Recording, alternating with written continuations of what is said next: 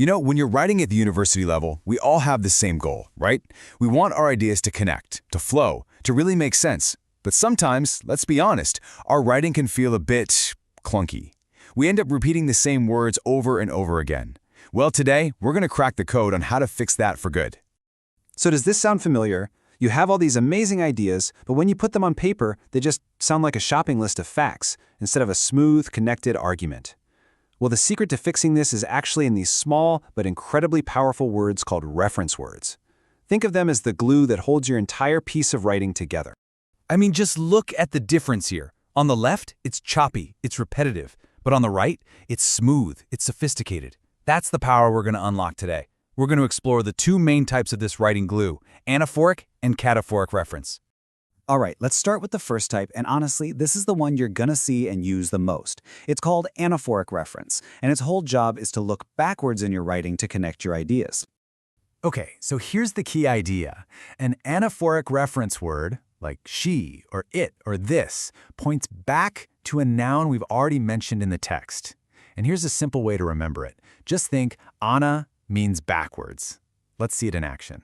Here we go, a perfect, simple example. The professor entered the room, she began the lecture. See that? The word she clearly points right back to the professor. We don't have to repeat the noun, and the sentence just flows so much better. And this works in scientific writing too. It's brilliant. The cells were placed in acid. They began to change color.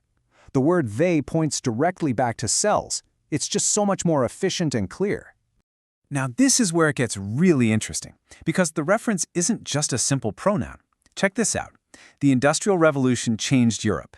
This period. That whole phrase, this period, elegantly refers back to the entire concept of the Industrial Revolution. So cool. Ooh, and if you're writing a research paper, you're going to be using this one all the time. The results were inconclusive. These were later discarded.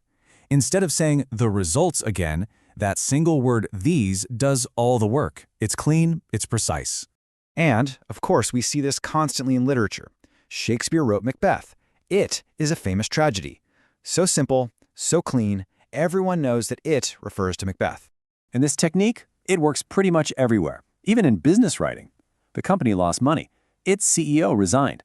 The word its clearly refers back to the company. And let's wrap this section up with a super simple everyday example just to lock it in.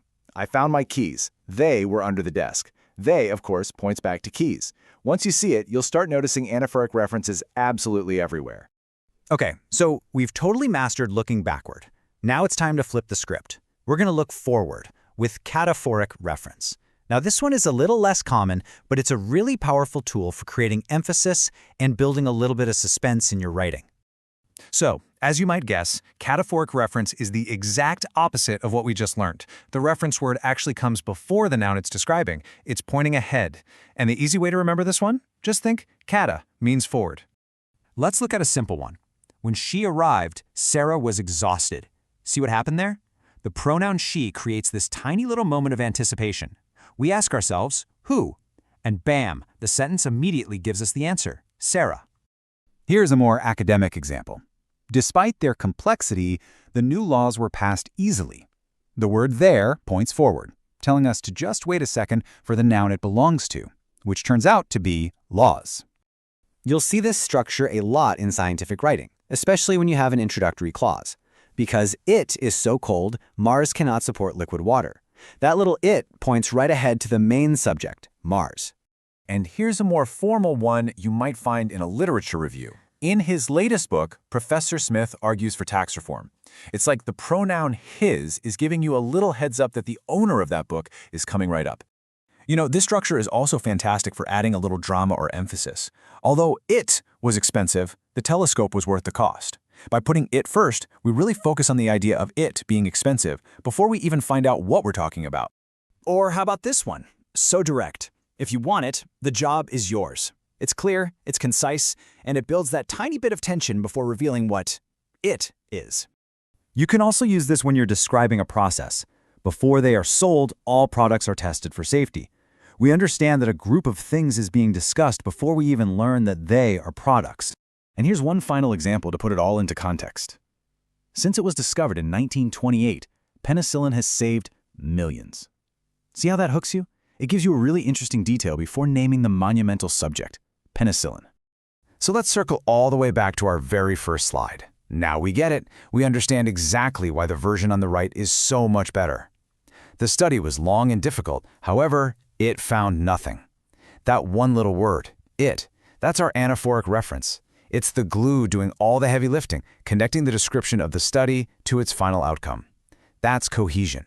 So let's just boil it all down.